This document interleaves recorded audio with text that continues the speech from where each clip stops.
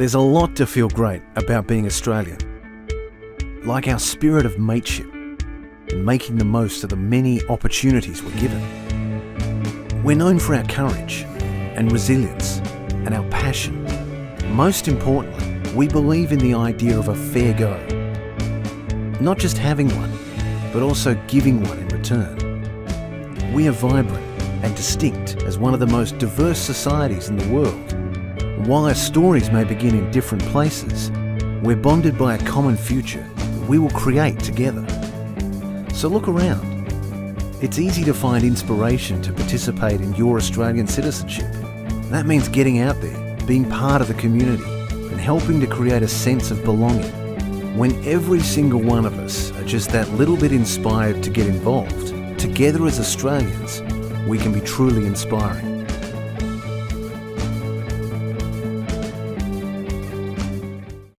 Well, good afternoon, everyone, and welcome to another of our Inspiring Australians Lunch with Leaders. For those of you who I haven't met, and I'm sure there's many online today that I haven't, my name's Morgan Lewis. I'm the CEO here at AUSPIRE, the Australia Day Council of Western Australia, and it's my absolute pleasure to be your MC today. Now, we do have lots of people joining us from all around Australia for this Lunch with Leaders online. However, I'm sitting here in Whadjuk country, not far from the banks of the beautiful Swan River, which in Noongar we call the Derbil Yerrigan. Now, this is a very special place for the Whadjuk Noongar people, who are the traditional custodians and who have met and gathered on this land for thousands of years, well before us. And so I take this opportunity to pay my respect to the Whadjuk Noongar people and their elders past and present, and especially to any of you who are joining us online in this forum today. I would also like to acknowledge our Australian of the Year Awards National Diversity and Inclusion Partner, Chevron Australia, for your continued support of the Australian of the Year Awards and events such as this that provide a platform for recipients to share their stories and to inspire others. We do have a little bit of housekeeping, so bear with me before we get started. We will mute everybody's microphones, so if you do need to contact us during the session, please use the chat function and a member of our team here will assist you. We also recommend that since we have so many joining us online today, please turn off your cameras, because that actually then helps with the bandwidth and we probably won't get too much glitching, fingers crossed. Now, shortly, I will introduce you to our two very special guests. And then at the end, we will have some time for questions from the audience. So as you're listening and engaging with the discussion today, please do write your questions in the chat. And my team at the back end here, we will curate those questions and they will shoot them through to me so I can then ask them on your behalf. And also there are a few people that may have signed up today that may not be able to make this session in full, but don't worry, we are recording this session and so we will be able to provide you with a copy once the session finishes. So we're good to go, I think. Wonderful. Well, today we are officially catching up with two very special humanitarians in recognition of World Day of Social Justice. Now, in 2009, the United Nations adopted a resolution to recognise the World Day of Social Justice, and it was about trying to tackle those issues and create awareness of situations such as poverty and exclusion and social protections. And ultimately, social justice is about the fairness of society and the belief in the value of human life. And the purpose of these international days is to create that awareness and discussion with the public on these sorts of things that matter. And indeed, the social justice movement isn't limited to a single day. And it's why we are catching up with two very inspirational Australian of the Year alumni who are making such a positive impact on vulnerable and marginalised members of our community in that space of social justice. So firstly, I will introduce to you Mr. Craig Hollywood, WA's 2022 Australian of the Year Local Hero. Now, Craig is the founder and CEO of Shortback and Sidewalks. And in 2015 was when Craig pitched the idea of offering free haircuts to the homeless to the team at Weston's Barbershop in Perth. Shortback and Sidewalks has since grown into a national initiative with about 250 volunteers around the country giving out over 6,400 free haircuts to our community's most vulnerable. And also joining Craig today, we have Nick Marchesi, the co-founder and chief Delta officer of Orange Sky.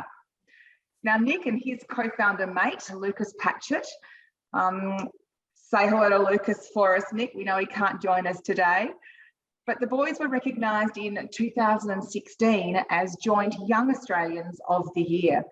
And what started out in 2014 as a couple of washers and dryers installed in their van, visiting parks around Brisbane to clean clothes for free and to improve opportunity for better hygiene and to restore a bit of dignity to people doing it tough, has evolved into something much, much bigger, more powerful, and that is the ability to create positive connection.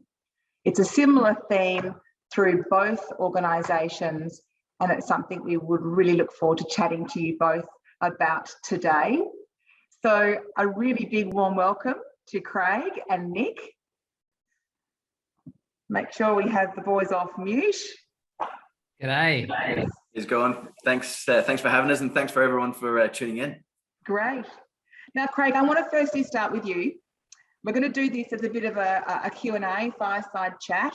And then at the end, of course, we'll open it up to some questions from the people joining us from their desks or from home with their Vegemite sandwiches or their sushi or whatever it is that they're having for lunch today.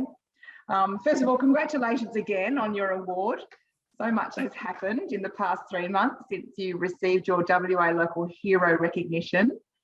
Can you tell us a little bit about that experience of going to Canberra for the Australian of the Year Awards? You were obviously surrounded by some pretty impressive people, some amazing other alumni from the awards program over the last 20, 30 years who have done some incredibly inspiring things. How was that? Tell us a little bit about that experience.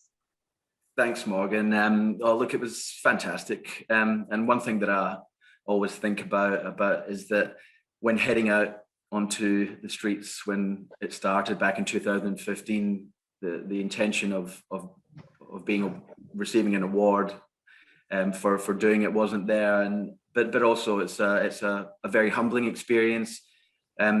In particular, as you said, to be around a lot of other people, in particular 33 other Australians this time around, and to hear all their stories, to connect, and to find out what inspires them in their own journeys as well.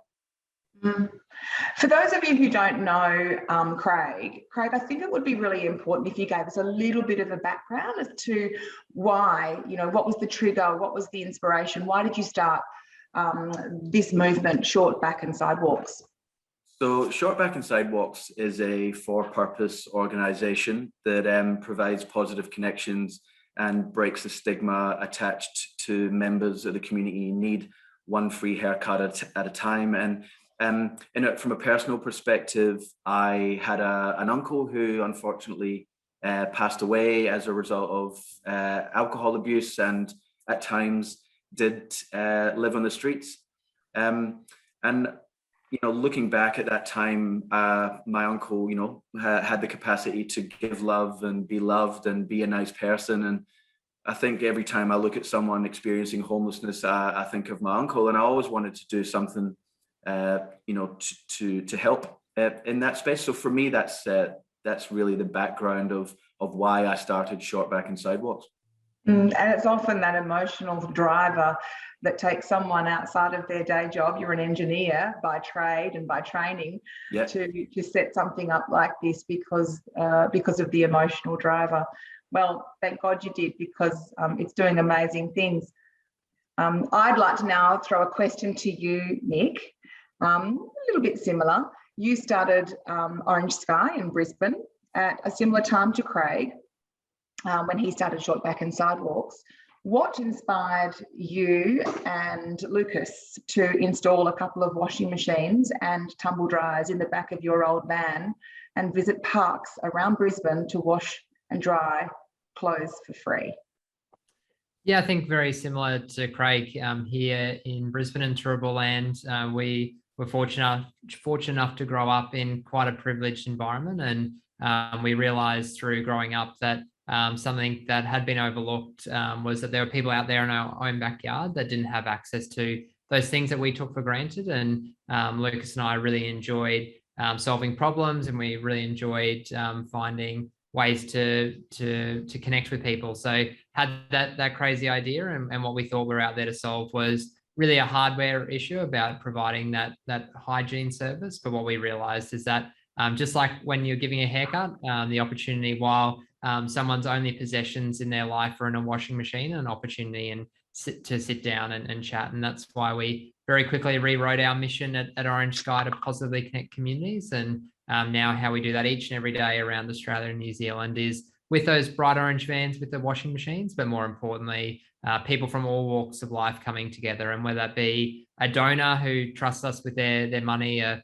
volunteer who trusts us with their time, or a friend who uses the service and trusts us with some of their only possessions in their life. I think the special thing about this country and Orange Sky is that whoever you are, whatever background you come from, an opportunity to come together and connect, some important things can happen.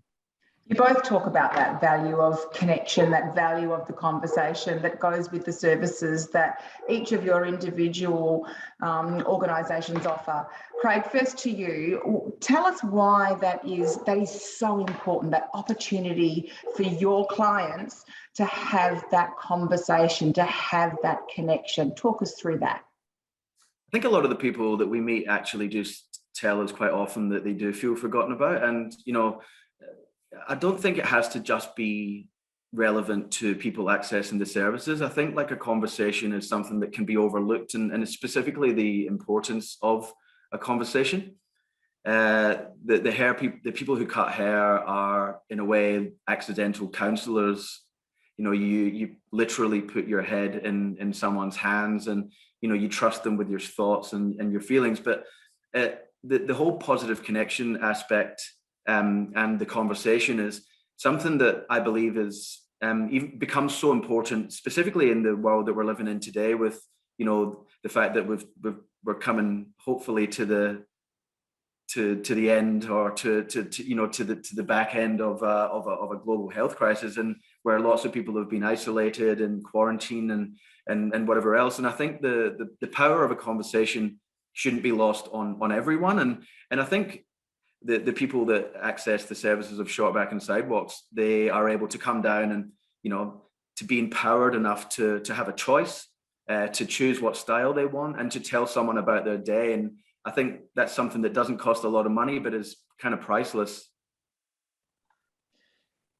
Yes, absolutely. It goes to that piece around dignity, doesn't it? And Nick, it's something that you talk about a lot, dignity. It's another word we use to talk about how we feel and our self-worth. How important are clean clothes to people doing it tough? Nick, give us the rundown.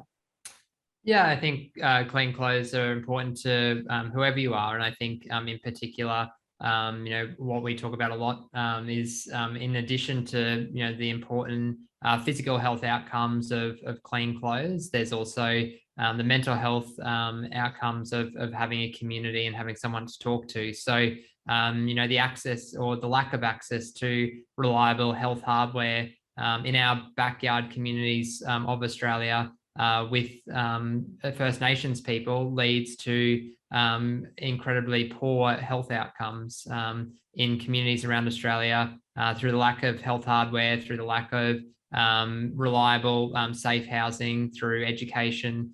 Rheumatic heart disease in communities is prevalent, and that is something that can absolutely be solved through really simple things like good, reliable health hardware, really good community infrastructure, and education and health support. And rheumatic heart disease was something that used to show up in major capital cities and doesn't. So absolutely, it shouldn't have to rock up in communities.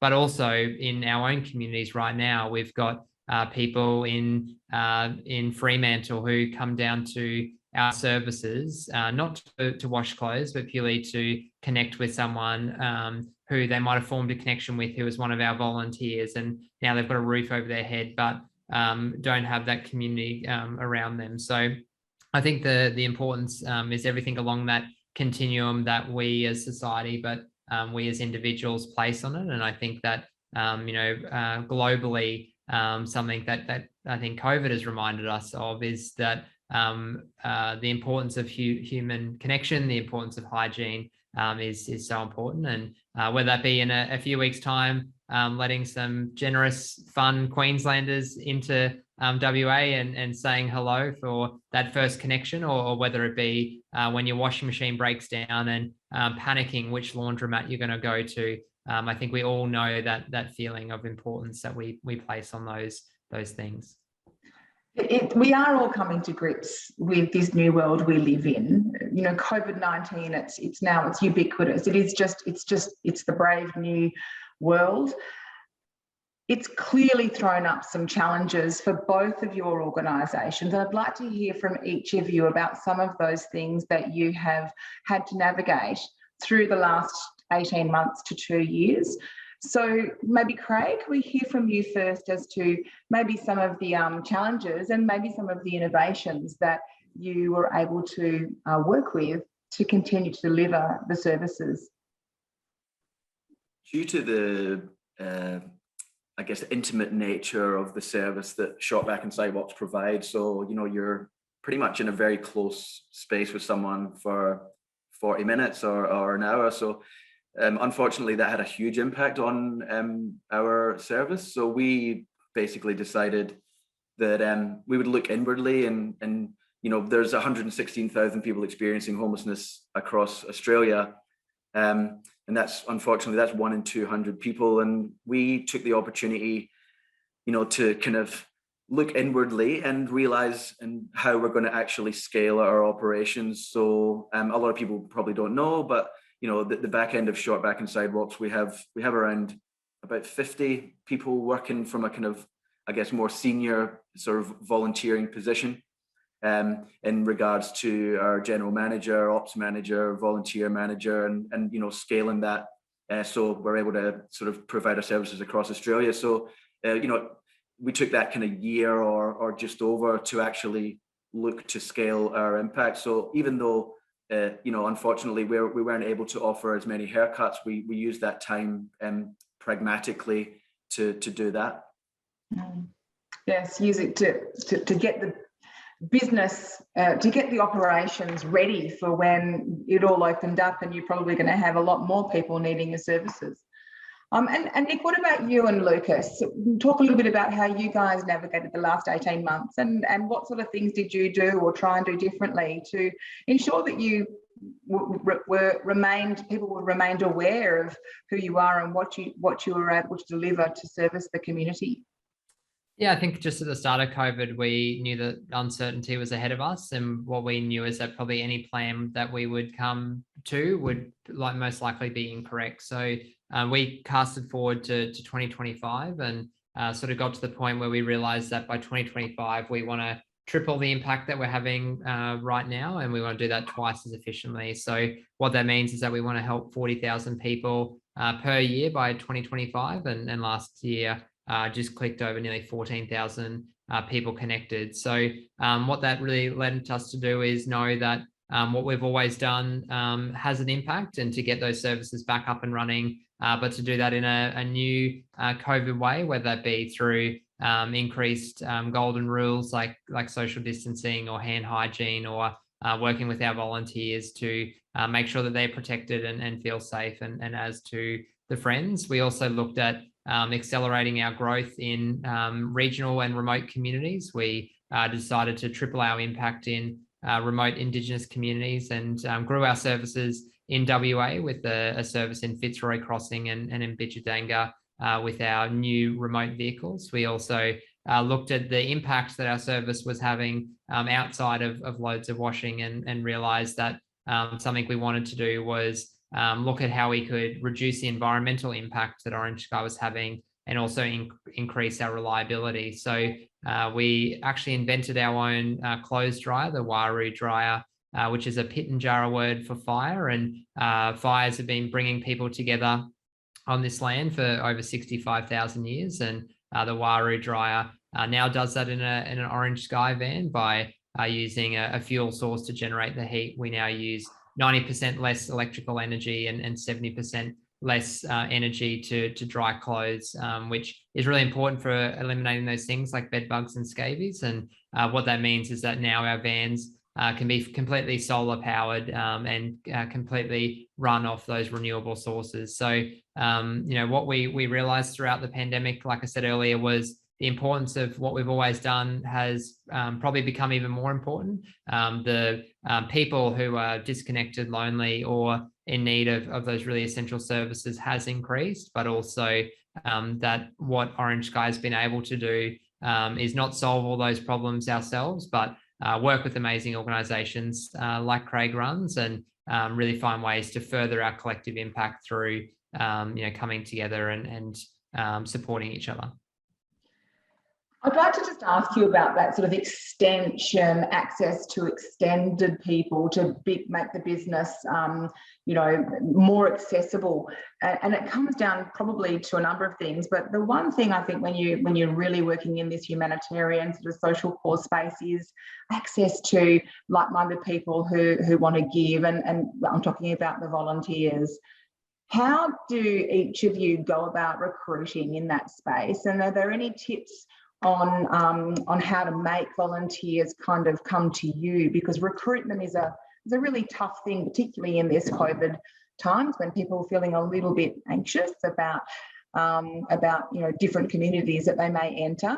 So how do you recruit, and how do you get access to the great people that come around and circle around you and support the work that you do?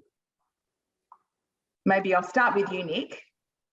Yeah, so we're fortunate to have just over 2,000 incredibly compassionate and empathetic volunteers that each week take the vans out over 250 times, and our two vans over in WA are sort of accompanied by 36 services in 25 locations across Australia. So all of that is made possible by amazing people who too are lonely and disconnected and wanting to go out there and have a chat, chucking on an Orange Sky shirt, jumping in a van and going out and connecting like the scene behind me. So I guess we couldn't run without volunteers, and how we attract volunteers is through a few key lenses. Through, I think at Orange Sky, the ability to have a really tangible hands-on impact. We have some volunteers that absolutely love washing. We have some volunteers that absolutely hate washing. And I think that's the great thing about the service is that, for a somewhat regular commitment, you can go out there and meet people in your backyard and connect. What we realized very early on at Orange Sky was managing volunteers needed to be something that respected the volunteers' time and something that we lent into, and something we're really proud of is leaning into technology to support that. And that meant that we launched our own volunteer management tool called Wallaby, which now over 50 charities use to manage their volunteers. And what we realized was that from when someone wanted to put up their hand to volunteer through to potentially their seventh year of volunteering, if we can better that system for our Orange Sky volunteers, and if we can even share those learnings with the sector, then we're doing a good job. And I'm really excited that organisations like Craig's over in WA now use Wallaby to run their volunteering operations, and it's something that we hope to continue to grow in the future, to then potentially even look at things like how we can better support volunteers with whatever charity they work at. And is the story for you similar, Craig, in terms of your volunteer experience? I know free haircuts, you've got to get some pretty decent skills in there if you're going to go and get a free haircut. You want to make sure it's a good one, right?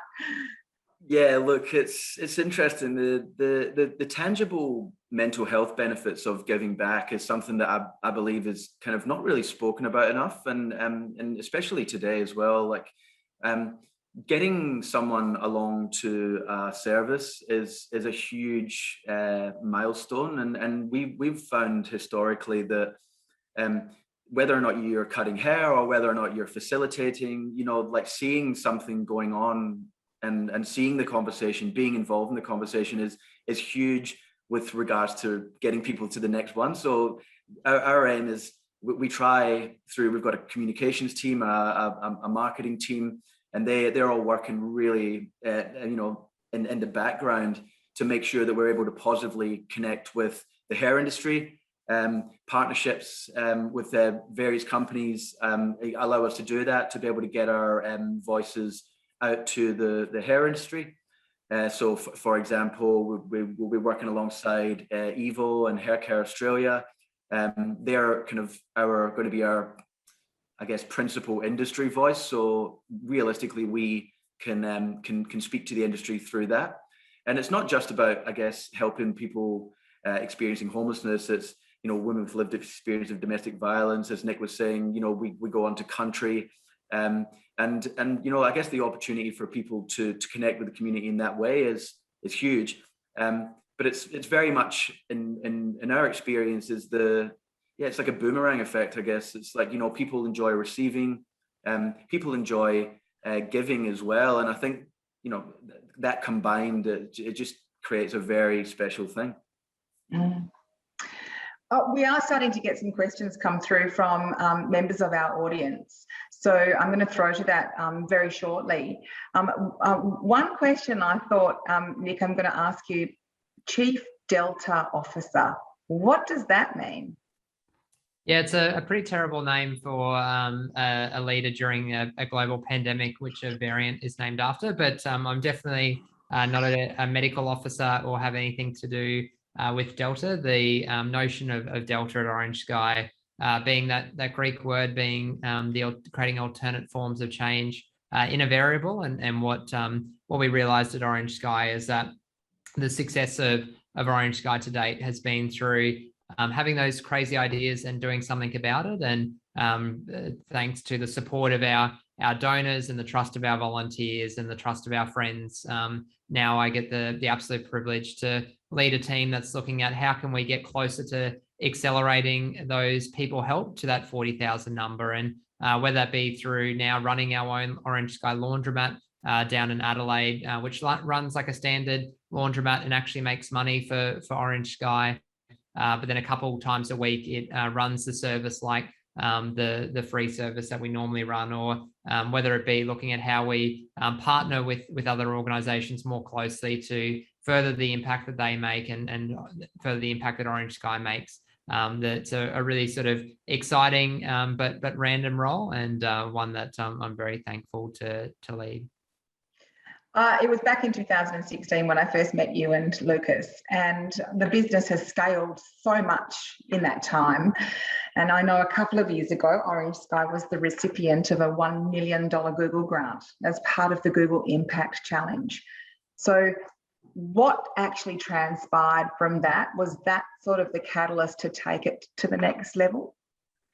Yeah, we're absolutely blown away to be a recipient of the Google Impact Challenge, and what that $1 million meant for Orange Sky wasn't new bands or wasn't specific growth. It was actually funding that Wallaby product to get off the ground. And what that meant is that prior to Wallaby, a lot of organizations would ask us what we used to run, and we would sort of show them this tool that we built and weren't able to share that. And now through their support, we were able to build that tool to be able to be shared by and used by other organizations. But continue to support Orange Sky through that revenue stream. And it's something that hopefully derives value to the partner organizations and will continue to be a big part of how we can connect and collaborate with other volunteers or other locations around the country and potentially around the world in the future. It's funny because I funding just to go on. So important, isn't it? Funding to ensure that the business can continue to deliver the services and then obviously scale and grow. How important is funding, and how has COVID, I should say, impacted your ability to access funding? Are you still able to attract corporate stakeholders, or do you need some support in that space? I might make Craig answer that one. Over to you, Craig. Thank you. Look, that is actually something that we're looking at right now as we speak, and post the Australian of the Year awards and things like that. And with Shortback and Sidewalks, we are, I guess, pretty much starting on that corporate sponsorship journey. So yeah, look, I mean, it's taken us 7 years to potentially get into that sort of area, and looking at it from that perspective, it's going to give us an opportunity to grow. And as I said previously, it's there's 116,000 people experiencing homelessness across Australia. We want to basically offer our services to all of those people. So yeah, look, I'm happy to obviously to hear what Nick's got to say about that in regards to what they do. And yeah, like that's where we're at. But I think it's going to be a really exciting opportunity and a really exciting time for Shortback and Sidewalks to present what we do to people like that. Yeah. You do, both of you talk about your ideas, and it's very clear that you've both got such a strong sense of purpose. What is it that you actually need to start something like this? I'm sure we've got people online joining us today that have also got their ideas about a social enterprise, just to support some of our communities most vulnerable. Have you got any tips for others who want to improve outcomes for people in the community and just simply don't know where to start? And maybe I'll ask you, Craig, that one. Look, I think having a very strong network is vitally important, and has been for Shortback and Sidewalks. That's not something that everybody has. Luckily, we do have that. So having that ability to have a very strong network is something that really would help on starting a for-purpose organization. And I think that having an idea and having the passion is something that's hugely important. I think that there's a lot of value in tying in or collaborating with other organizations, and I think that some of the overarching statements for creating impact is to collaborate. And I think that going into a space of creating a not-for-profit, from a personal experience, was really hard, and very complicated. And when I started Shortback and Sidewalks, it wasn't really the intention was not to start a not-for-profit. So all that learning came, as a result of the scaling and the popularity and the gap in the market. So there's all these different factors at play. So, my advice, is to channel your passion and to positively channel that. And I think everyone's probably got, like, going back to the Australian of the Year awards and meeting not only people like Nick and Lucas and Grace Tame and Leanne Little and Dr. Colin Dillon, Dylan Alcott, all these people, like, they're, regardless of what space they're in, one thing that I found was that they were able to really, really channel what they were doing, and I think that's a really important factor from our perspective. But yeah, look at this. It's a real complicated one, and I could talk about this alone for weeks. I think, Nick, I don't know about yourself, mate. Yeah, I think like the opportunity for organizations to connect and come together is also the way that problems are solved. So, there's 54,000 charities in Australia. And I think what that's a reflection of is that people are incredibly passionate about helping people and doing something about it. And I think sort of alongside that passion is a a lot of opportunities to make mistakes or be inefficient. And I think balancing that if we can harness the generosity and ideas and passion that people have with some really good support, I think that's sort of where the best mix is. And whether that be starting your own thing and giving it a go, and then creating a new product, or whether it be through fundraising or supporting an organization, or just checking in or volunteering, that whole continuum of ways to help isn't always around something completely new and crazy. It can sometimes be backing something that is really proven and does a really amazing job. It's a really good point. And I think that what is incredible is that both, not so crazy after all, but it's incredible to think that you started out, for what both of you was simply an idea, to provide the simplest of services to almost 120,000 people experiencing homelessness in our country every day. You've evolved those into such important social services, which led to you both being recognised as Australians of the Year. So, well done to you both. It really is incredible, and you're such wonderful role models for us. I would really like to now go to some of the questions that are coming into the chat. So I'm just going to start sort of, plugging away at some of these. So guys, just brace yourself. I'm not quite sure what we're going to get, but let's see.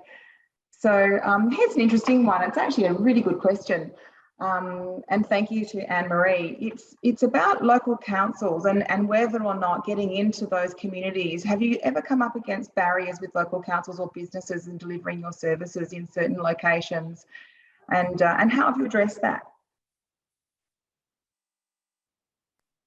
Yeah, I can answer that. I definitely, we have connected with a lot of councils and state bodies. And I think that something that we realized very early on in starting Orange Sky, not coming from a program or a charity background, is that councils and state governments have a role to play in making decisions for communities. And something that is incredibly polarizing in communities is social services and equity amongst those communities. And something that we thought very early on was that we needed to be completely endorsed and supported, and we needed a decision made from a local authority to operate. And what we realized was that we were putting those organizations in somewhat difficult positions that, like I said, that was something that was quite polarizing. So we designed our service to be as little impact or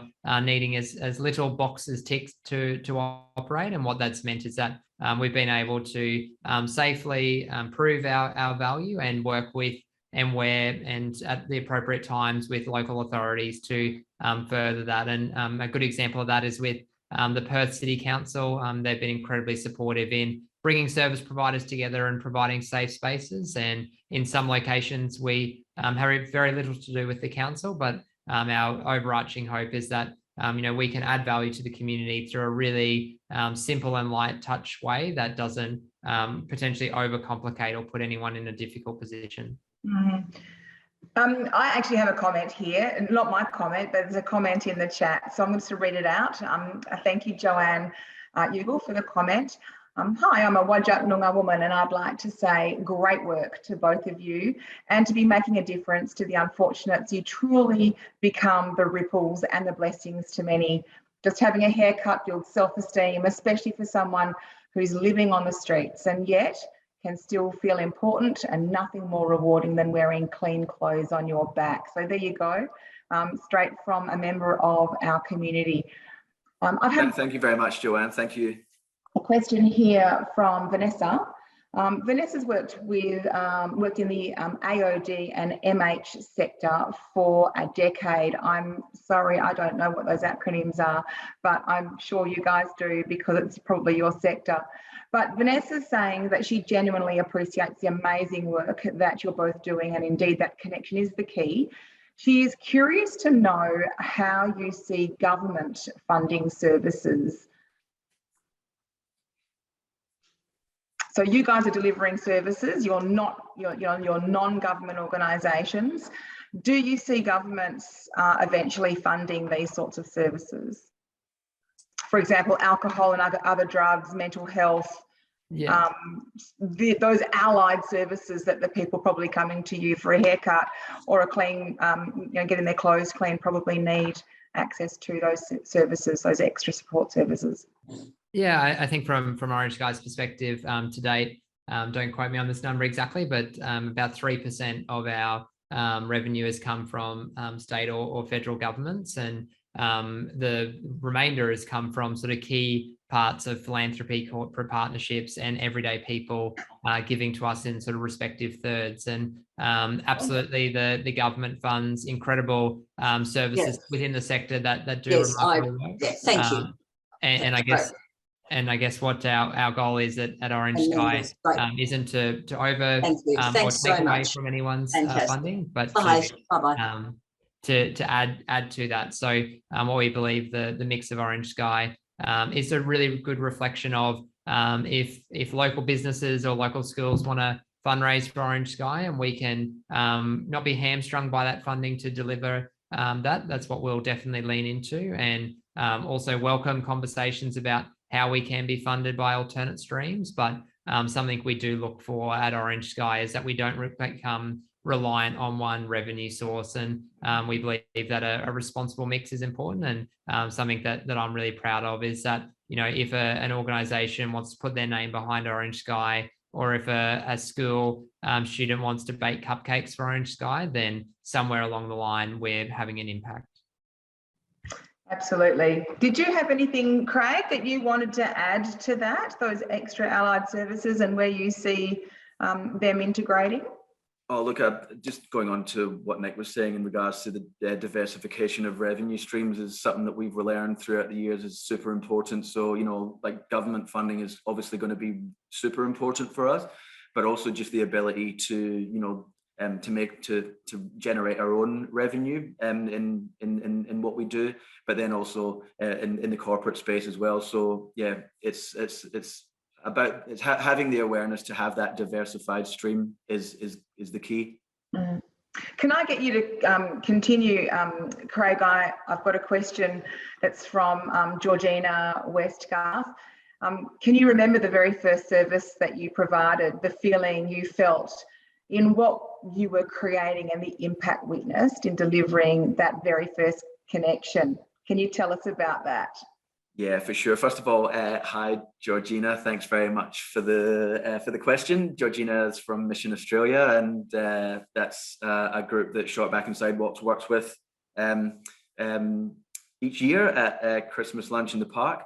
Yeah, I do remember the first day. It was March the 9th in 2015, and I remember the first person to access the services of Shortback and Sidewalks, and his name was Godfrey, and he had travelled about 50 k's on a bus to get a free haircut, and the person in question was someone who had lived in Darwin for a large period of their life, and had previously had a really successful business. And for whatever sort of reason in their lives it got to the point where, that they were accessing the services of Shortback and Sidewalks. And I knew in that moment from that very first person in regards to how they felt, but also how important getting a haircut was for them. It was huge. And Godfrey, from what I gather, was going for a job interview, and was able to find out about Shortback and Sidewalks through a service provider that he was using, and just to see them walk away that day, and see the impact, not only I guess from a physical perspective, but just also the fact that he was beaming and had given him the confidence and the inspiration to go on to his job interview. I think the fact that someone had traveled like 50 Ks on a bus, like I just knew in that moment that it was something that was really going to help people. Yeah, yeah, hard to forget such an impactful moment. It certainly gives you the inspiration to know what you're doing is a tremendous opportunity for the community. Nick, I have a question here for you, and I just wanted to flag to those that are watching, we've probably got time for a couple more questions, so do keep them coming in. But this question is from Narelle. Nick, have you had any feedback about some of those environmental initiatives that you were talking about, and have they had other benefits, obviously over and above being good for the environment? Have they had other benefits to the business? Like, for example, have they actually saved you money? Yeah, absolutely. And I guess the Waru dryer innovation came through not purely a lens of environmental reduction. It purely came through the complexities involved in generating that much power to run conventional electric dryers was extraordinary. The van behind me was the 6th laundry van we built, and we've got 19 of these laundry vans, and these vans draw 12.8 kilowatts of power, which is more than the average household draws. So we have these massive generators that sit on board these vans to run that clothes washing, and it's something that we've always paid a high price, and the environment has paid a price in us being able to dry clothes. But how we've been able to justify that is that, for someone who's sleeping in a park, or for someone who has clothes that are filled with bed bugs or scabies, drying clothes is incredibly important. So when we started to look at growing our assets, and specifically in remote communities, access to reliable machinery is something that hasn't been made available in the past. So the notion of servicing a generator every 150 hours is something that is even more complex. So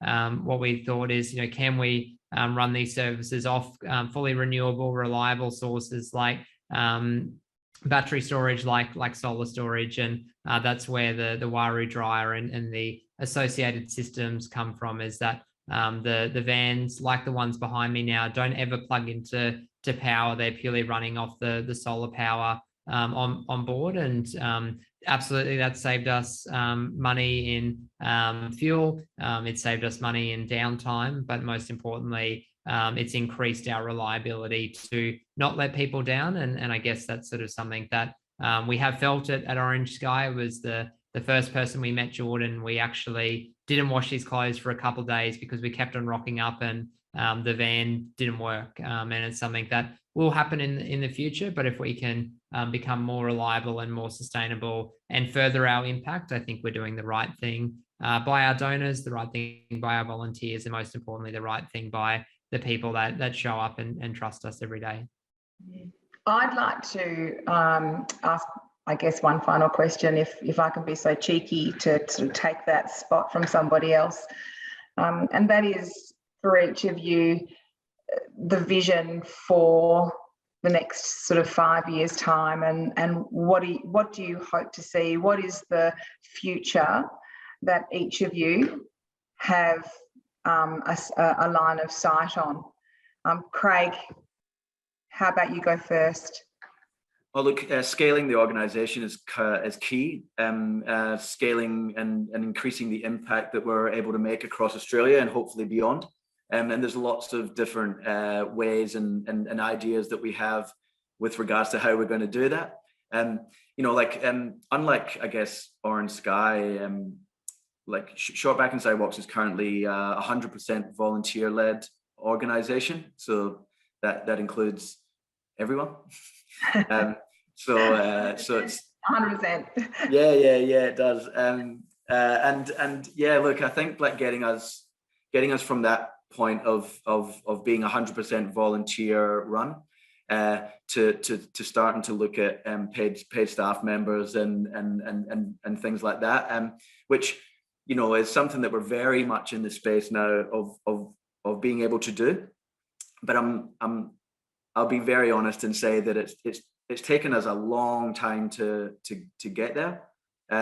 And that's one of the biggest challenges, is that what we've had is to get all of our ducks in a row, just so we're ready for that funding, or so when we're ready for those partnerships to happen. And yeah, look, I can only speak for Shortback and Sidewalks, but yeah, that's very much been a very difficult thing to do when you're not paying people. So scaling our organization is where we're at, and scaling our impact. So when you scale, the impact is, I've got a vision that every single person experiencing homelessness has an opportunity to feel dignity and to have a good haircut, so that they can show up and possibly get that job, or show up and possibly have that engagement that they would never ultimately have had. So that's a fabulous vision for you. Exactly. One thing that I say is, with Nick said earlier on, being able to collaborate with people like Orange Sky is awesome. And I'll never forget, very quickly, one of the very first services that we done in Sydney with Orange Sky, and it was one thing that we noticed was it was like a community had been created, and it was something that really blew me away. And I always have this memory of being in Martin Place in Sydney alongside the Orange Sky crew, and the Shortback and Sidewalks team were there giving haircuts, and we were sitting there, and someone had brought a guitar. One of the Orange Sky volunteers, Hugh, who's an absolute legend, had brought a guitar with him, and we were all sitting there singing, and and there was all these people walking up Martin Place with their suits and briefcases and stuff, and they almost had this kind of look in their faces that they were just jealous of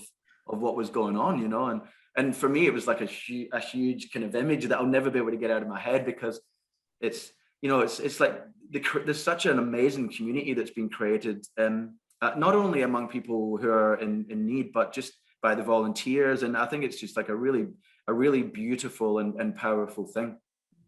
I actually have one question here, and I'm going to have to make it my last one, because I know people need to get back to their work and everything else that's waiting for us for the rest of the day today. But this is from Mike Gilbert. Thank you, Mike. Mike says, hi, it's amazing work you both do, having led many not-for-profits and voluntary organisations, both in the UK and in Australia. How do you reward, recognise and acknowledge the amazing volunteer base that you both have? It's always something he tries to do, and he would like to know and find ways by listening to others and how you guys recommend that can happen. Not just giving Wallaby a plug, but using it's as Nick had said, the volunteer management software that gets used, which was created by Orange Sky, is called Wallaby, and for us it gives us the opportunity to track volunteer hours. It gives us a really accurate snapshot of what our volunteers are doing. So that really gives us a strong base of being able to acknowledge that. So that software in particular does acknowledge volunteers in ways that it shows how many hours they're actually doing, and it gives us an opportunity to be able to recognize that. We get a lot of donations of things like scissors and things like that. So just one example would be that we provide our volunteer base with a really amazing set of scissors that it gives people an opportunity to feel part of the team and whatever else. But yeah, the base element is to be able to track those hours, and it gives you that opportunity, these types of opportunities. It is so true. Most volunteers do it because they just want to give and often don't want anything in return, but just having something to recognise or just to celebrate the volunteers is so important, and I think you both do it so well. It is probably all we've got time for today. For those of you who have joined us online, I know you'll be a bit disappointed to wrap this up, because it's been a really great session. And look, this Inspiring Australians Lunch with Leaders online series is only one of the many initiatives that my small team at Aspire curates and delivers year-round with our Australian of the Year alumni. We also work with individuals and schools and local communities, and some of you are joining us on today. But it's all about us finding ways to have conversations around social cohesion and leadership in that civics and citizenship space. We've got capacity building workshops and training that we deliver as well. So I really encourage any of you watching today to jump on our website and see the full suite of our programs. And please do reach out to us if you have any questions, or you want to host a workshop, or you want to do some training, or you just want to get access to some of our amazing Australian of the Year alumni. I also do urge you to look around your networks, and here's the plug. Identify those people who inspire you as much as these two chaps do, and work through the work that they do, because you can also celebrate them and nominate them for the 2023 Australian of the Year Awards, because the nominations are open. They are open all year around, but right now we are now officially in a bit of a nominations phase. So please do have a think and jump online and nominate someone who you think could be a great role model for us all, someone who makes you proud to be an Australian, and someone who inspires you to be a better version of yourself. I do want to close out today by acknowledging again our Australian of the Year National Diversity and Inclusion Partner, Chevron Australia, and the large cohort, I know you're all there, of the Chevron Australia team who have taken the time to join us online today for lunch. Thank you so much for your ongoing support. You know who you are. I do also want to say a big thank you to Craig and Nick, not only for your passion, but also you both have such an unwavering sense of purpose. It's very clear to all of us, and we so look forward to hearing more from you, particularly you, Craig, throughout the year as the WA 2022 Australia's Local Hero. But of course, Nick and Lucas do keep in touch and keep us up to date with what's going on. And a big thank you to our audience today for joining us online today for lunch. We really look forward to seeing you at our next session. So do stay tuned, sign up to the OSPI website, and you can then stay in touch when our next online lunch with leaders is, as well as some of our other inspiring Australian events that will be coming up throughout 2022. So thanks again, everyone. Have a really great afternoon, and we hope to see you soon.